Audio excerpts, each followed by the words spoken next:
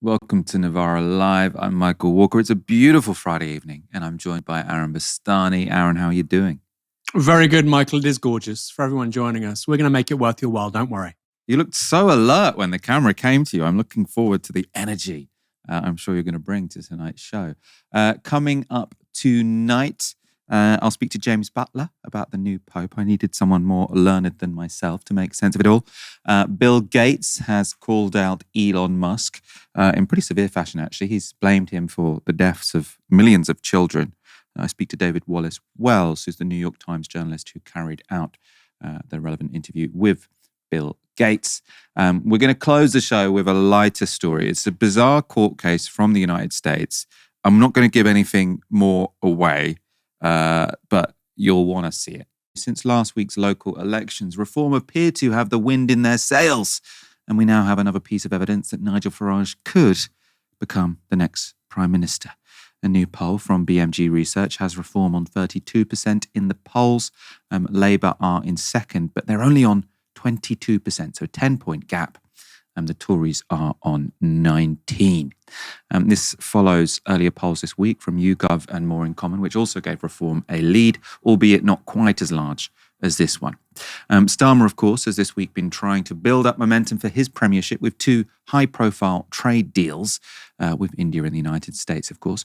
But Reform are trying to twist that to their advantage. The fact that we're doing a trade deal is because it's a Brexit benefit. You couldn't have done that if you're part of the European Union. Look, this deal, the information we've got so far, it's work in progress. It'll be a partial trade deal. I do think, James, you should take the message back. We should be given a full debate on it in the House of Commons, and we should be given a vote on it. But look, this is work in progress. Let's see what the real detail is. Don't worry about the cost of living. It's work in progress. Right.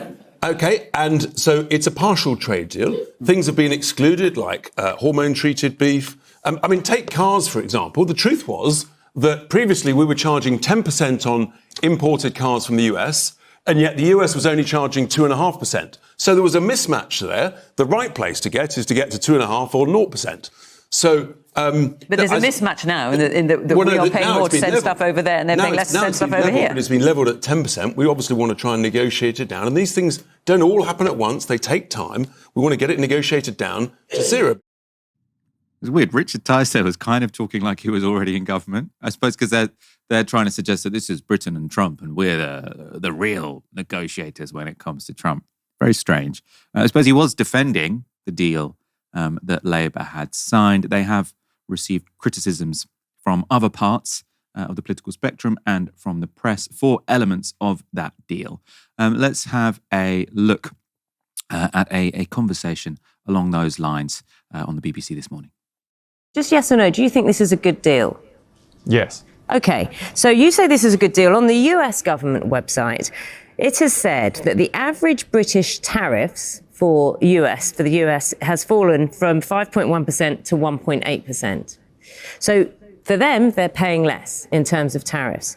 And US levies on UK imports have risen from 3.4% to 10%. So the UK is paying more. So you've made a deal as part of this special relationship, yet we are paying more than they are. So there are two things there. One, I think, is a big picture. Another is a bit of kind of wonky detail. On the big picture, would we rather be in a world where there were less tariffs generally in the way there was a year ago? Yes, of course. We've been very clear that we don't think tariffs is good for global trade or for our economies. But as I said last time I was on this show, quite frankly, the world has changed. We have to work within the world as we find it, not as we would like it to be. What this deal has done is to be able to get down some of these really punitive tariffs on key sectors in the economy, where it was having a halting effect on production, putting jobs at risk and people's livelihoods at risk. The Prime Minister's been able to get this deal across the line, the first country in the world to do so with the President of the United States. I'm hearing it's the best of a bad deal. I'm hearing it's the best out of a bad lot. No, it's a good deal because we're the first country in the world to get these tariffs down on key sectors. Aaron, I suppose a couple of things to mention here. I suppose actually let's link these two stories. So I presume this polling putting Reform 10 points ahead was before the UK-US trade deal was announced. Do you think that success, quote unquote success from Keir Starmer, will be winning some people back to the Labour fold? Well, I'm sure Richard Tice and Nigel Farage, Michael, they were anxiously messaging one another when they saw that the UK has a trade deal with America. It's over. The reform bubble has been popped. I'm joking, obviously. The polling that we're seeing right now, 13-point lead for Reform over Labour and Find Out Now. I believe 9 points with YouGov, and then another one today. 3 consecutive polls giving Reform a major lead over a second-place Labour Party. A lot of that is an inevitable outgrowth of stunning local election results last week. And generally what happens is if a party has a good set of local election results, the following week they've had great press, they've had a big profile, their leaders have been in the public eye for several days, there's a good news vibe around them because, of course, they've done well, then that carries through to momentum in subsequent polling. So what's happening is, to some extent, inevitable. You might price it in.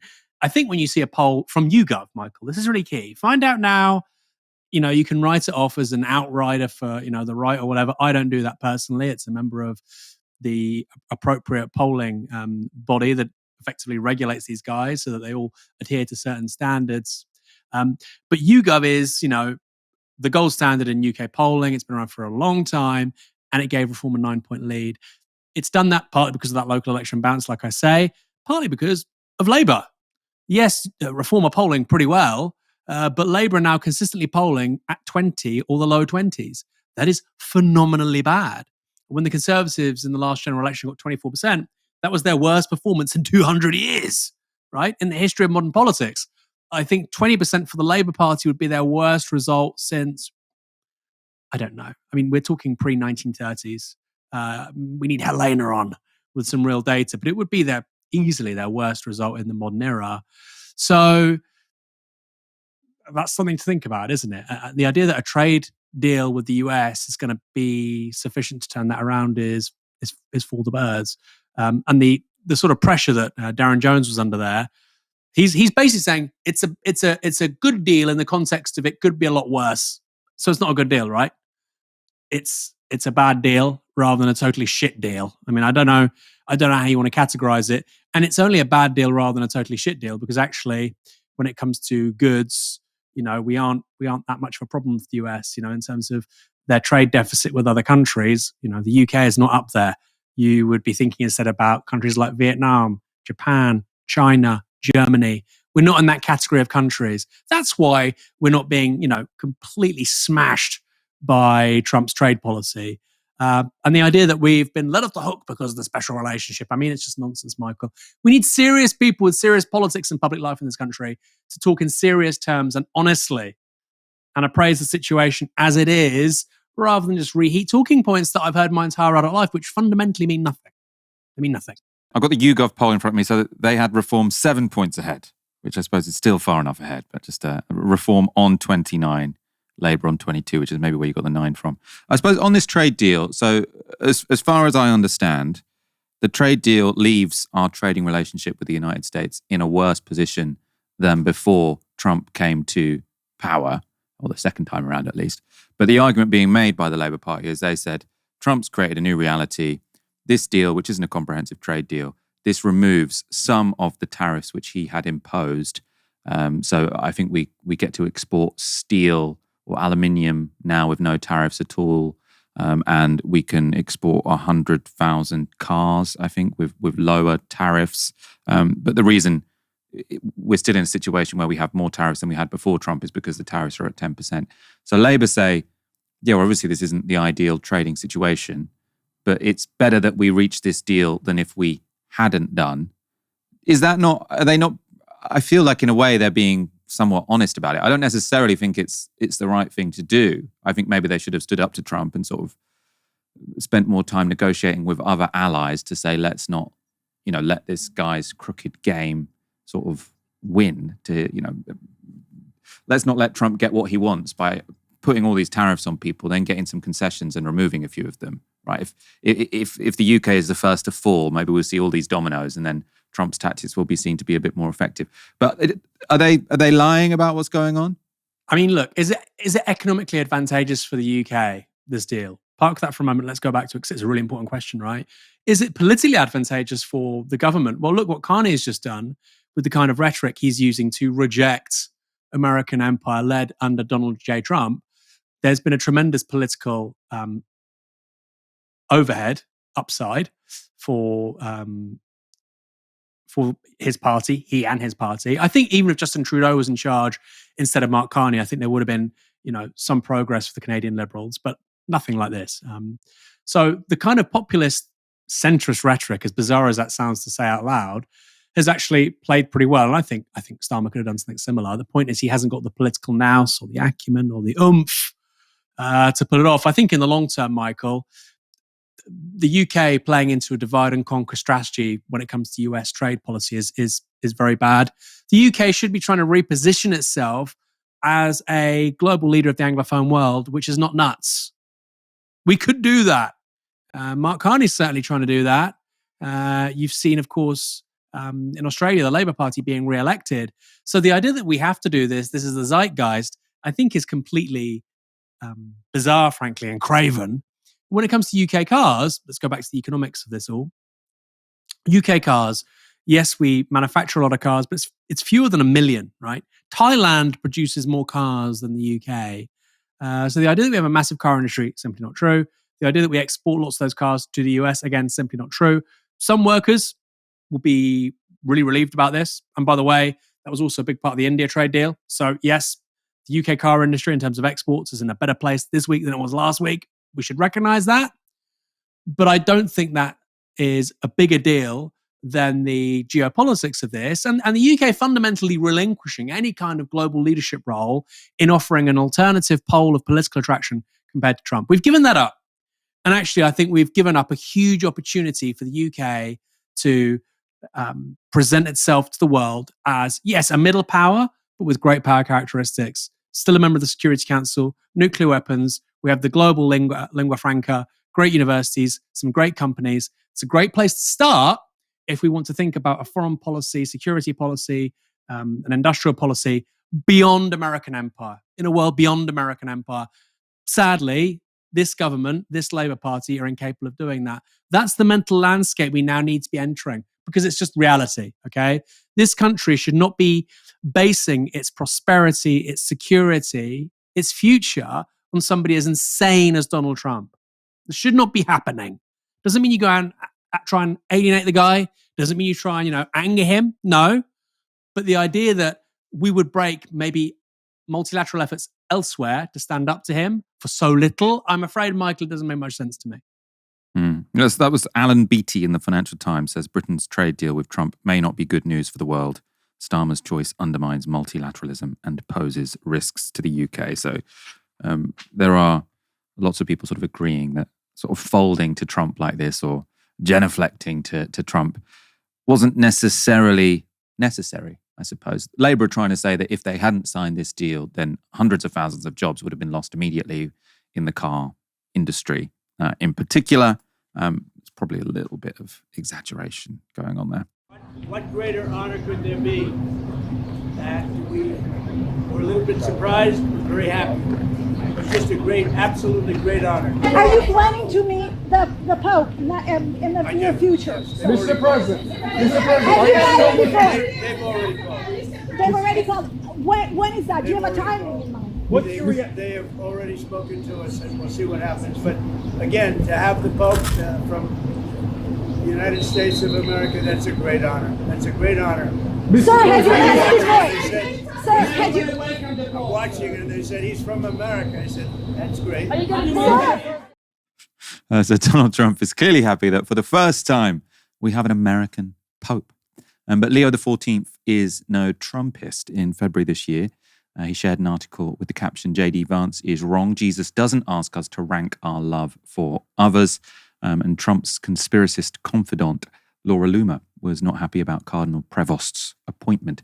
She dug up some retweets, which she said showed he supports, quote, illegal aliens and open borders. But the new Pope's first day has gone by without any flame wars with the president.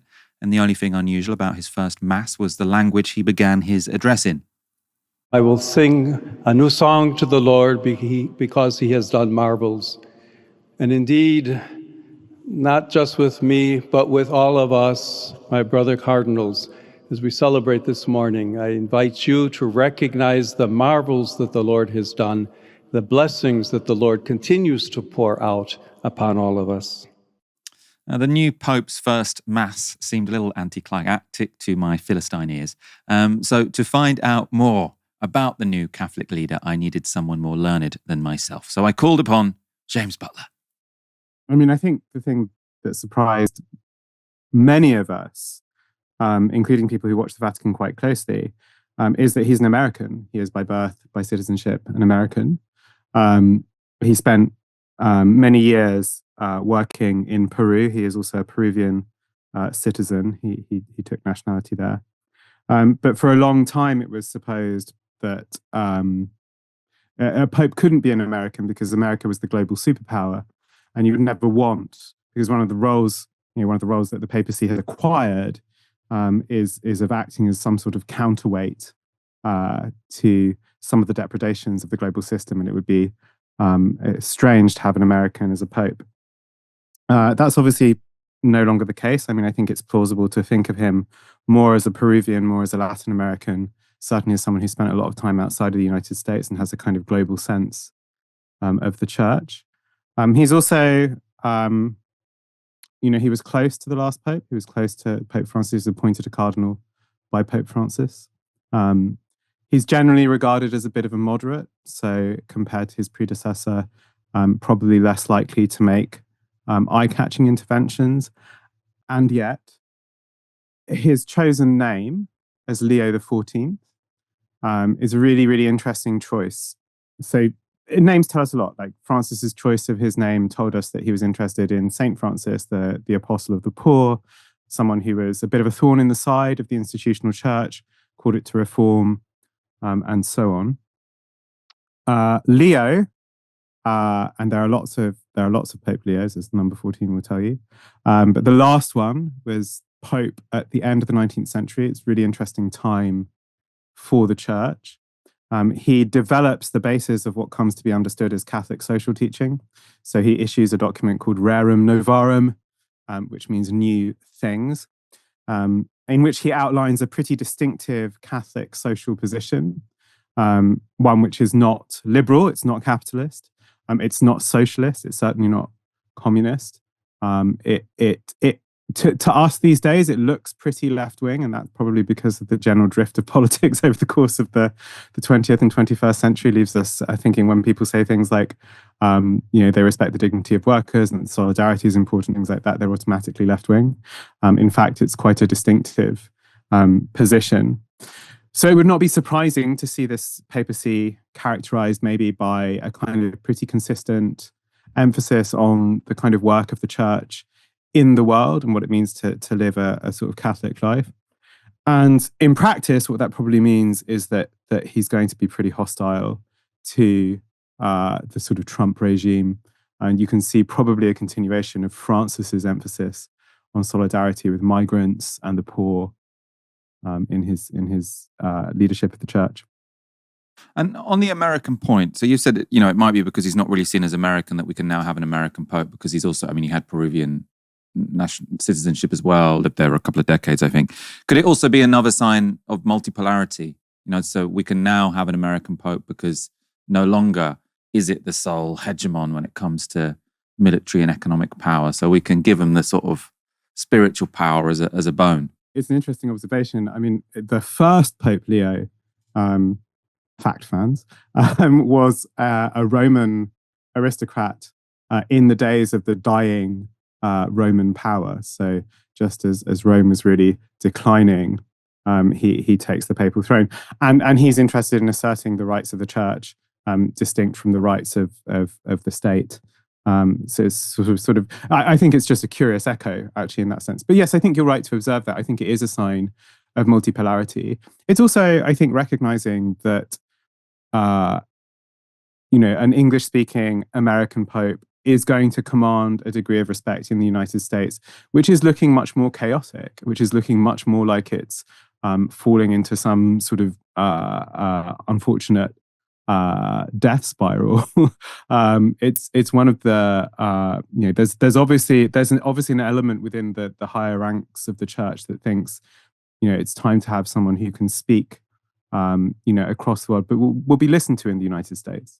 And I suppose the conclave itself, it seemed quick. I thought we were going to be sort of like waiting for much longer, and there'd be sort of like gossip, etc. I think it was just a couple of days. He was voted on the fourth vote.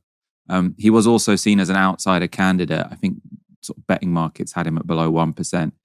Do we ever find out what happened? Sort of like, are people speculating as to sort of what happened in that room over that 48 hours or so? Yeah, I mean, people are always speculating, and people are always interested in this question.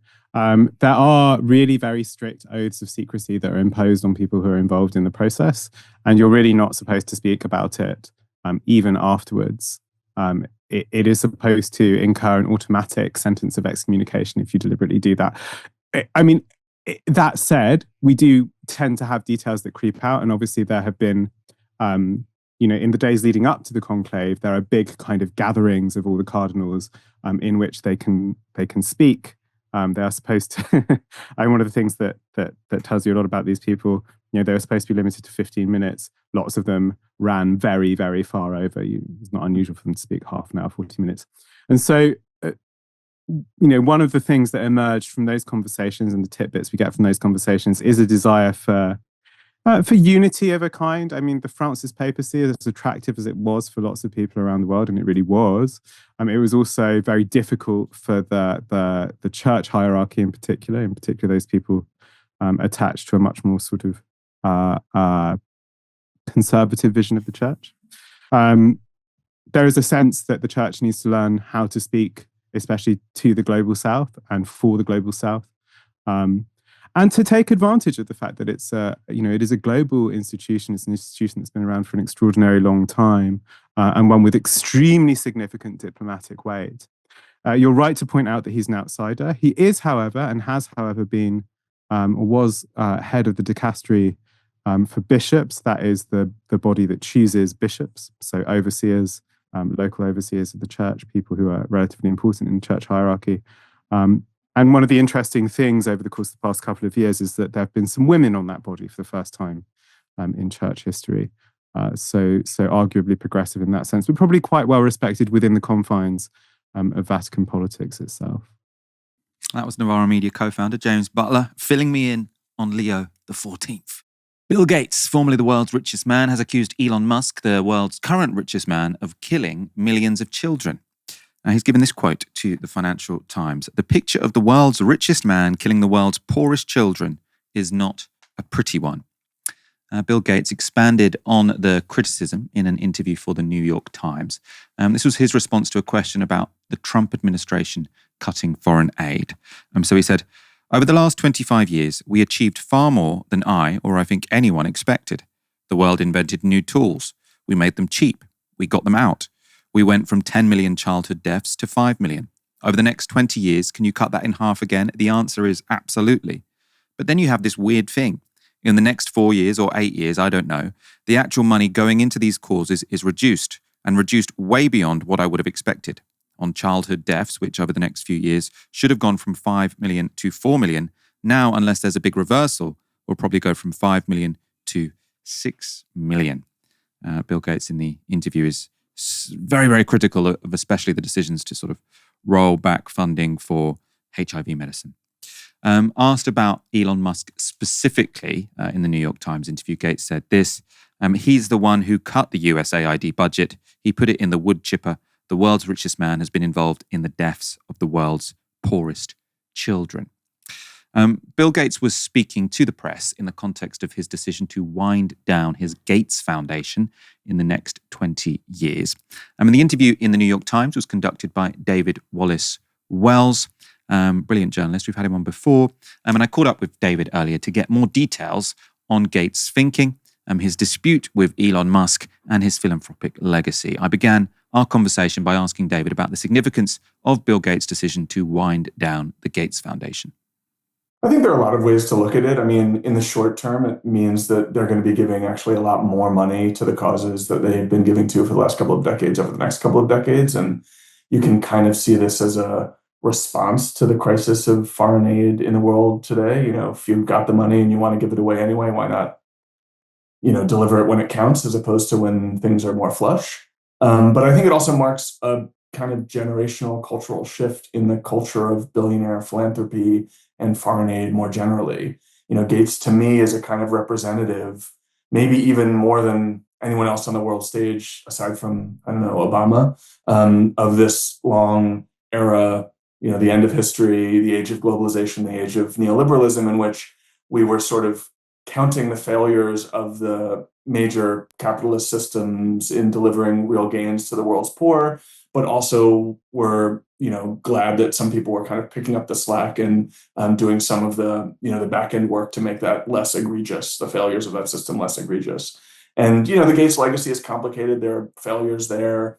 They've acknowledged some of them and have not acknowledged others, but just the impulse that he and his foundation exhibit, I think, is at this point, increasingly, it looks like a relic of an earlier era. We just don't see oligarchs like him. We don't see the world's richest people donating literally all of their fortunes to the needs of the world's poor. And, for all the, problems of the Gates approach, I think that's a real loss. Yeah, I mean, there was an image sort of in the interview of Bill Gates with Bill Clinton, and it just made me think that sort of you've got these two sort of images of the old American elite, or the now old American elite, which sort of painted itself as being sort of rational, paternalistic, universalist, and then the obvious sort of comparison, the obvious mirror of them now is Trump and Elon Musk, and I suppose the difference couldn't be more stark. And I suppose I don't want to idealize the Gates Clinton era either, because sort of the unipolar moment wasn't necessarily, brilliant for everyone, but they put forward such a different image. I mean, how are you interpreting sort of that shift in how the American elite presents itself?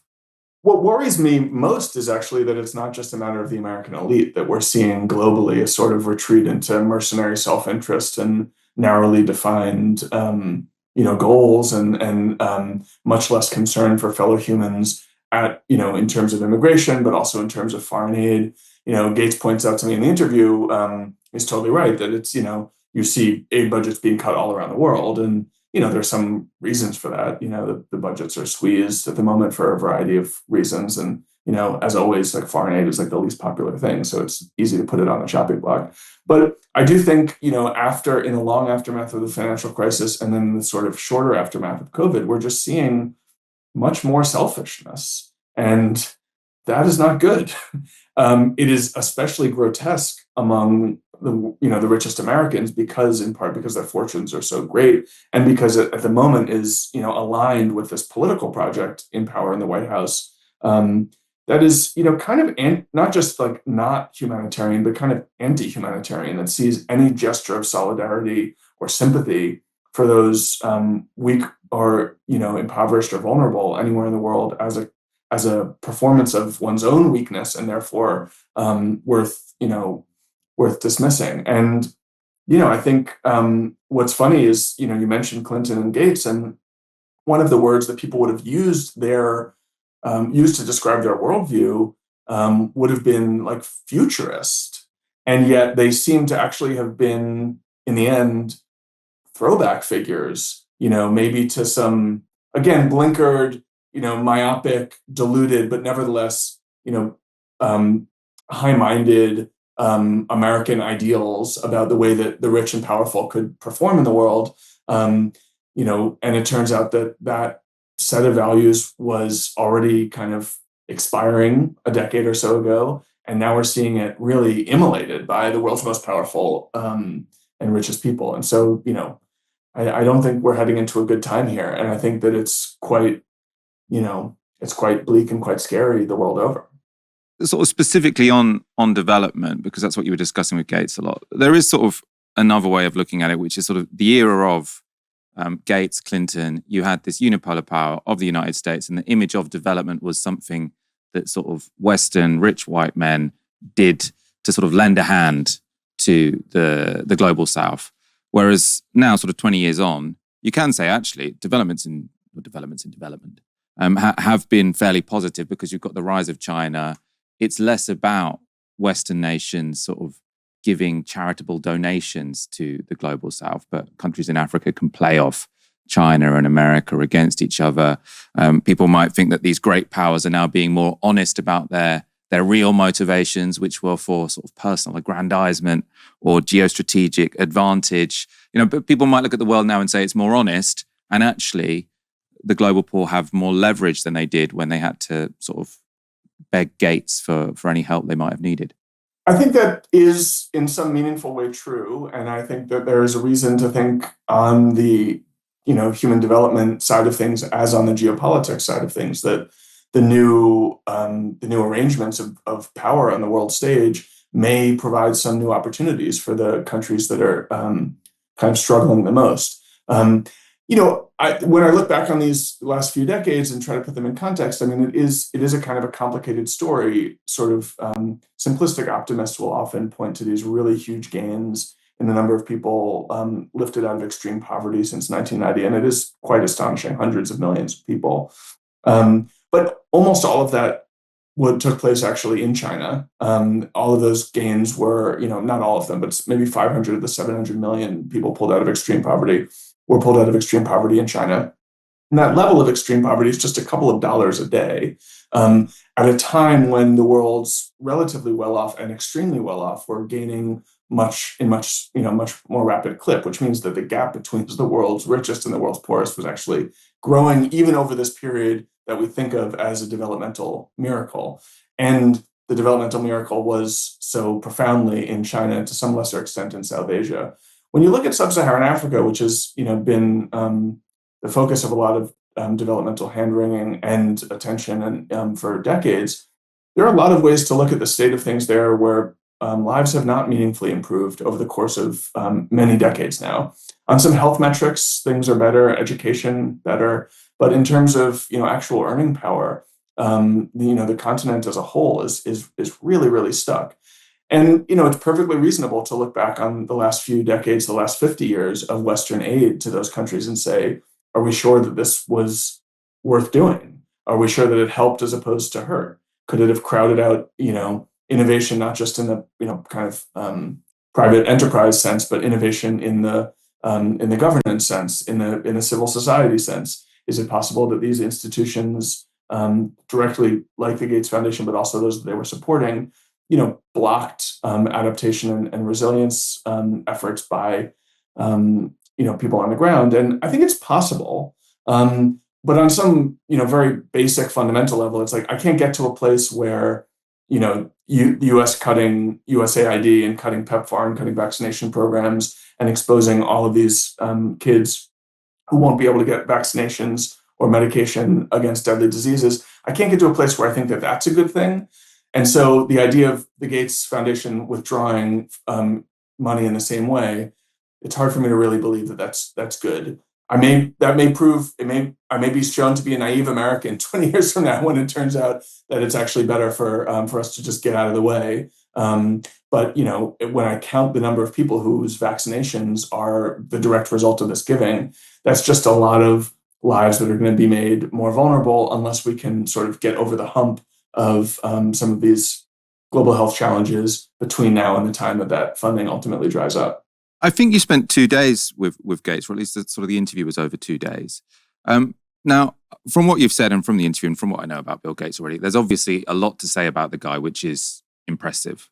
Puts lots of funding into climate change, puts funding into global health. He is the kind of, he likes to put forward an image of being this sort of rational, benevolent elite. But there is, there's clearly some truth to it. Also, I suppose there are lots of things you can point to about Bill Gates where you can say, well, that global order that broke down, you had something to do with it. And it was potentially because of, I suppose, your lack of self-awareness, your arrogance. And obviously, above all, you can think of Jeffrey Epstein, sort of what symbolized the sort of brokenness of that system, that world order, more than Bill Clinton, Bill Gates, and Jeffrey Epstein in a private jet, sort of putting themselves forward as the world's saviors. And I suppose, did you get an element of sort of reflection or regret from Bill Gates, not necessarily about Epstein, but just sort of in general about whether that set of liberal elites got a little bit high off their own supply to some degree?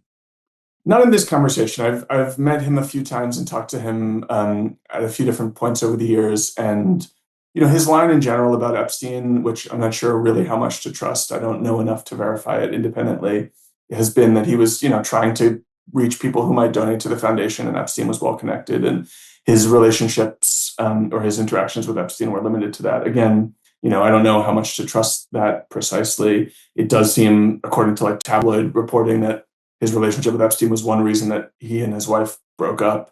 And I do think that that's part of the story behind the Gates Foundation changing course and ultimately sunsetting too, is that Melinda left a few years ago and is starting her own thing, brought a bunch of money with her. On the broader question of sort of the hubris of the liberal elite in this era, again, it wasn't something exactly that we talked about this time, except in as much as it was, we were focusing on whether the philanthropic projects backed by the Gates Foundation had delivered the gains that they had hoped, and why in the places we could see that they didn't, why that had failed. But we've talked at other points in the past about some of these bigger questions, and I think his basic perspective, which he's probably spoken about at more length in other forums, is that the system isn't perfect, to be sure. I mean, he says very explicitly, I don't really think I deserve to have this gigantic fortune, and for me the question is what should I do with it now that I have it?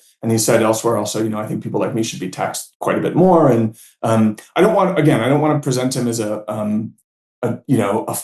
pure force for good in the world, but I think that if the question ultimately is are we thinking of him as a symptom of a broken system, in which case he's doing quite a lot to try to make up for the failures of that system? Or do we think of him as an architect of that system, in which case maybe you can never do enough to make up for it? And, I think I would personally come down more on the first side of things. But I think that the whole project here illustrates the imperfections of even the system, which now in the Trump era, we're looking back somewhat nostalgically towards, wishing for some more amount of humanitarian feeling among the world's rich. And I just to put a clear point on that, when you think about what the world's richest people are doing with their money now, Gates just announced with this announcement, he's going to give 99% of his fortune to helping, promote global health in the global South. Now, whether the Gates Foundation is the absolute ideal way to spend that $100 billion is up for debate. I think there are genuine questions about that. But if you are someone with a $100 billion fortune, it's hard to argue with that as a gesture of goodwill, especially when you're comparing it to Elon Musk, who thinks his main job on this planet is to, create a bigger footprint of his own, to redefine global politics around his own impulses, and ultimately to get some select few humans off of this planet and begin making a multiplanetary species in some really grandiose vision of long-term human history, which gives Elon Musk himself a central role in that drama. And that's not just true of Elon. He's the most grotesque of these figures, but it's what is Jeff Bezos' philanthropic giving about? When you just go down the list, it's none of these people are actually focused on the material needs of the world's poor. And that is really, I think, quite ugly. Gates talks about the golden rule, but I also think about, Peter Singer's, thought experiment about, saving someone drowning in the pond. And, it's here he is, he's somebody who's thought that basically his responsibility towards the world's poor is as someone who's walking past a dying child in a pond. And Elon is someone who is not just ignoring that thought experiment. He's literally taking money away from kids who are going to be exposed to deadly illnesses. For what purpose?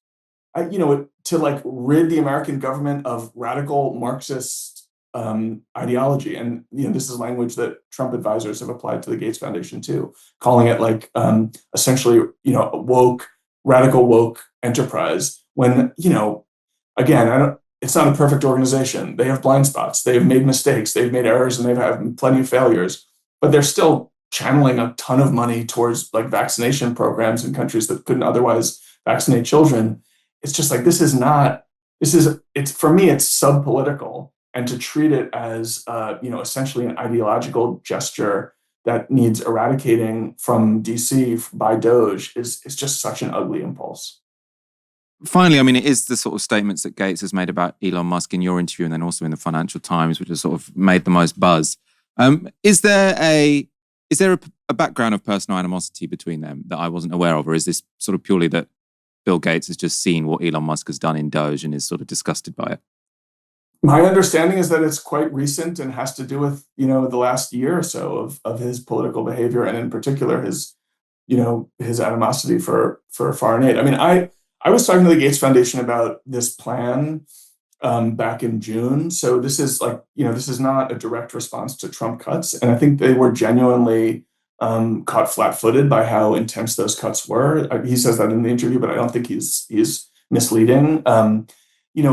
It's for someone who cares about these issues, you want to think, okay, we're going to go from one kind of an administration to another. They have a slightly different set of priorities. They have a slightly different set of impulses. But just the idea that this whole enterprise of helping the world's poor is going to be targeted, not just, because they're like really serious about budget cuts, but like targeted on day one as like the first action, the first aggressive action of the new administration, I think is really quite ugly and horrifying. And I think he probably also understands something of the story or sees the story in something in the same terms that I was laying out earlier, which is that, Bill Gates was the world's richest man in 2000 when he founded the Gates Foundation. He was, for a long period of time there, the world's richest man.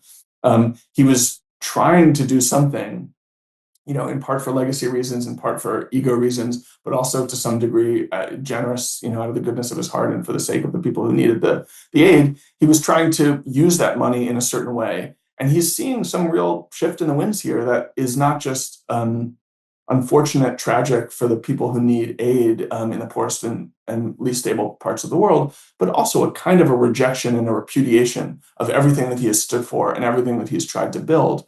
And, I think he sees there's some battle going on for the course of history and the trajectory of human development. And he thinks it's offensive on many, many levels that Elon has taken the steering wheel and is kind of driving the world forward in a way that and in a direct way that Gates actually never was able to. See if you can tell what's wrong, or at least what's unusual, about this impact statement given at a recent US trial. Hello, everybody. Thank you so much for being here today. It means a lot.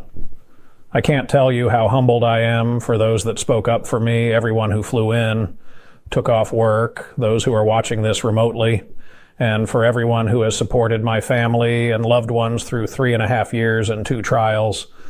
I wish I could be with you all today. So that was the voice of Christopher Pelkey speaking at a court case by video. But the reason he couldn't be there in person isn't because he was out of town or otherwise engaged, but rather because he's dead. Yes, for the first time ever, an AI avatar of a deceased victim of crime has been used in a courtroom to give an imagined impact statement into the consequences of their own death. And also to express his gratitude to the presiding judge. To Your Honor, Judge Lang, thank you for making yourself available to see this case to the end, especially when the rescheduled trial conflicted with your daughter's spring break. Bizarrely, Pelkey also had a message for the man responsible for his death. To Gabriel Horcasitas, the man who shot me. It is a shame we encountered each other that day in those circumstances. In another life, we probably could have been friends. I believe in forgiveness and in God who forgives. I always have, and I still do. So it's probably time to give you some context as opposed to what's going on here. So Pelkey, the avatar of whom you saw there, he was killed in a road rage shooting by Gabriel Horcasitas. When this AI-generated video was shown, Horcasitas had already been found guilty of manslaughter. So this wasn't sort of the trial of finding out whether he was innocent or guilty. This was for the purpose of helping the judge come to a decision about what sentence to apply to the person who carried out the manslaughter, who was responsible for Pelkey's death. The words read by the avatar of Pelkey were written by his sister, who, via the voice of her dead brother, had a message for the rest of the family. To my family and everyone that I've met along the way. It was a lot of fun. I always had a lot of fun. Love each other because you never know how long you have. But make the most of each day and live your life. It is okay to stumble. God has you. Remember, getting old is a gift that not everybody has.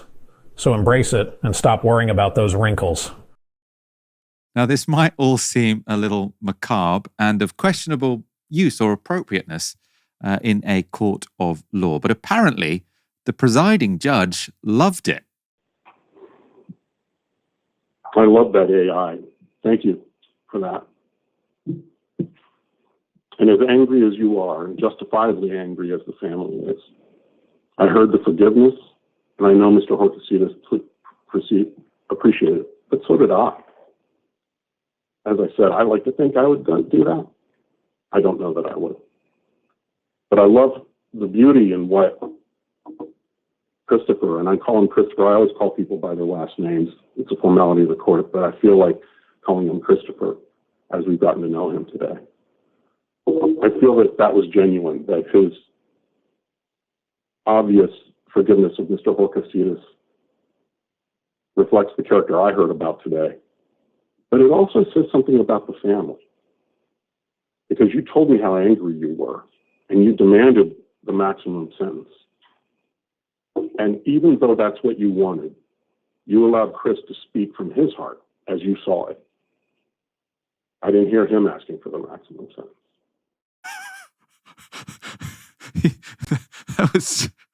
that was so weird. Right? He kept talking about the avatar like it was really him. The guy's dead. Pelkey's sister told 404 Media this about her thinking behind the AI video. Our goal was to make the judge cry. Our goal was to bring Chris to life and to humanize him. Now, that clearly worked because Horcasitas was handed down the maximum possible sentence for manslaughter. Aaron, I suppose what surprises me here isn't that someone wanted to... I mean, it's a bit weird to want to make an avatar of your dead siblings sort of likeness and then put your words into their mouth. Bit distasteful, but I can see how that would happen.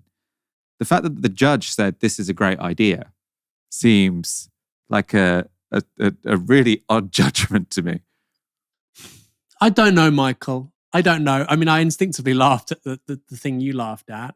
And clearly a judge should be as analytical as possible in trying to hand down a sentence.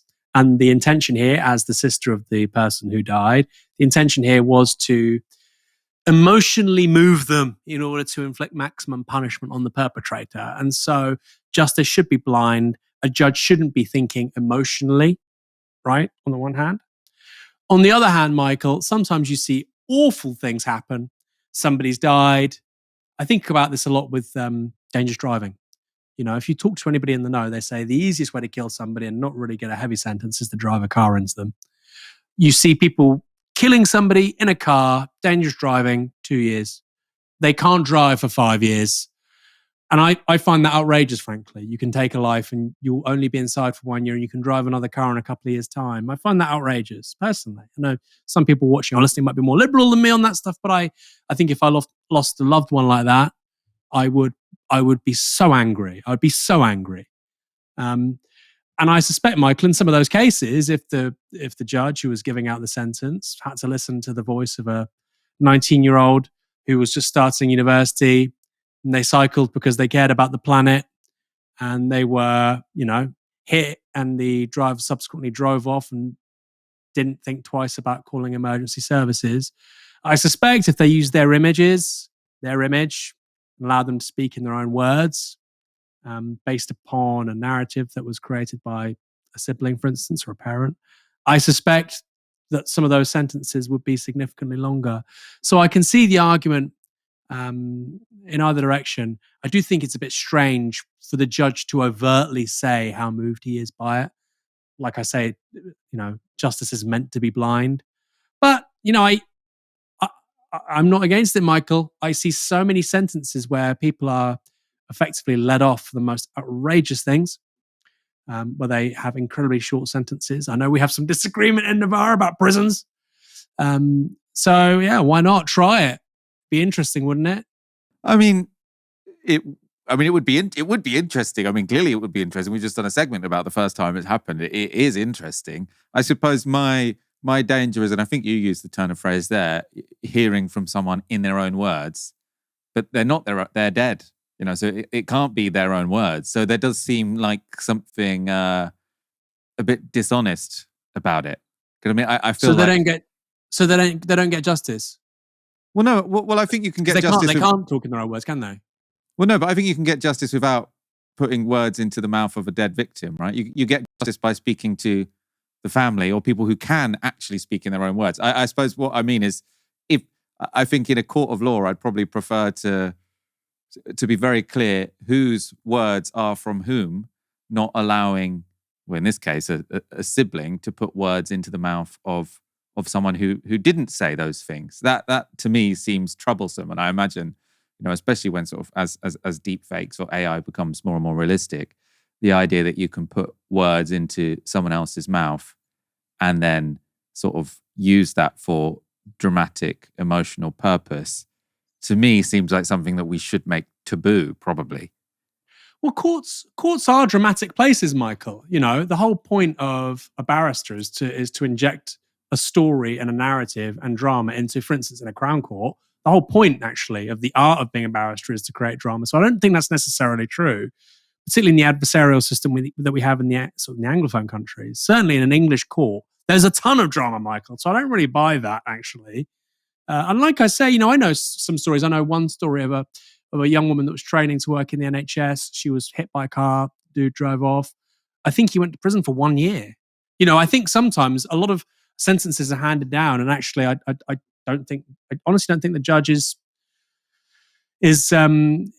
treating the case on its own merits. I don't, and I think there's an element of people being dehumanized because they literally aren't there to represent themselves. If somebody has been, assaulted and they've got GBH and they're in hospital for 3 months, and they turn up to a court and they say what happened, ultimately, Michael, they can move the judge or the jury, of course, this is in sentencing, they can move the judge in a way that somebody who's dead can't, actually. So, I can see arguments both ways. I think fundamentally this is obviously quite an American thing. I can't imagine it catching on in the UK. And I suspect, just going back to your point, I think the more realistic these things become and the more quotidian they become, the more we see generative AI as a feature of everyday life, I suspect people will actually switch off, right? It's not real. Okay. This is meant to move me, but it doesn't, I'm sure for the first couple of years it would. People adapt, right? So I'm not suggesting let's have it in courts immediately, Michael, generative AI, but I can see the case for it. I can genuinely see the case for it. But as I said, it would be interesting if you had, a set of data in the kinds of cases it was used for, the differences in sentencing, etc. That would be quite interesting. Am I proposing we adopt it in English and Welsh courts? No. Yeah, I mean, I suppose I'm very much in favour of impact statements. I just feel like instead of the sister putting the words into the brother's mouth, she should just say them herself. Say, I think my brother might have said this, but sort of putting them into his mouth and then animating it. It was a bit much for me, but I appreciate your capacity to look at both sides. Let's wrap up there. Thank you so much for joining me, Aaron. Been a pleasure. Have a great weekend. Always my pleasure to be the authoritarian at Novara Media, Michael. I think people that do death by dangerous driving should be in prison for a long time. Well, that's not our disagreement isn't on that. I'm perfectly okay with imprisoning dangerous drivers for a long time. I'm just not sure that we should reanimate their dead victims in court. But I'm not saying that's your position. But the disagreement wasn't necessarily on the libertarian authoritarian axis, is what I'm saying. That's absolutely my position, Michael. I want it in the next, the next party that has that in their election manifesto. Yeah. I'm in. Okay, they've got my vote. Anyway, everybody enjoy your weekend and the lovely weather. Yeah, absolutely. I concur. Thank you for tuning in. Come back on Monday for another live stream from 6 p.m. For now, you've been watching Novara Media. Good night.